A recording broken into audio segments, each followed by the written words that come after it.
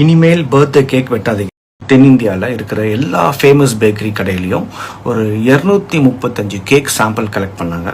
அதை வச்சு டெஸ்ட் பண்ணாங்க. டெஸ்ட் ரிசல்ட் ரொம்ப ஷாக்கிங்காக இருந்துச்சு. கேக் செய்யறதுக்கு யூஸ் பண்ற அந்த ரா மெட்டீரியல் இருக்குல்ல, அந்த ரா மெட்டீரியல் குவாலிட்டியை செக் பண்ணா அதை மனுஷங்க சாப்பிட கொஞ்சம் கூட அருகதை இல்லாத ரா மெட்டீரியல்ஸா யூஸ் பண்ணியிருக்காங்க. கேக் பார்க்க அழகா இருக்கணும்னு, அழகா தெரியணும்னு ஆர்டிஃபிஷியல் கலர் சேர்ப்பாங்கல்ல. ஃபார் எக்ஸாம்பிள் அலூரா ரெட் அப்படின்னு சொல்லுவாங்க, அப்புறம் சன்செட் எல்லோ, அப்புறம் டார்டா ஜைன், அது மாதிரி ஆர்டிஃபிஷியல் கலர்ஸ் எல்லாம் அளவுக்கு மீறி டேஞ்சரான அளவுக்கு அந்த கேக்ஸ்ல ஆட் பண்ணியிருந்ததா கண்டுபிடிச்சிருக்காங்க.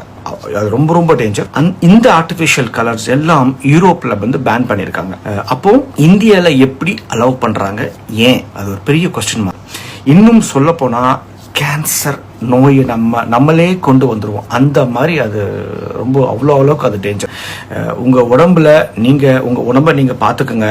இந்த வீடியோவை உங்களுக்கும் உங்களுக்கு தெரிஞ்சவங்களுக்கும் நீங்கள் யார் நல்லா இருக்கும்னு நினைக்கிறீங்களோ அவங்களுக்கு ஷேர் பண்ணுங்க. முக்கியமாக கேக் ஜாஸ்தியாக சாப்பிட்றவங்களுக்கு ஷேர் பண்ணுங்க.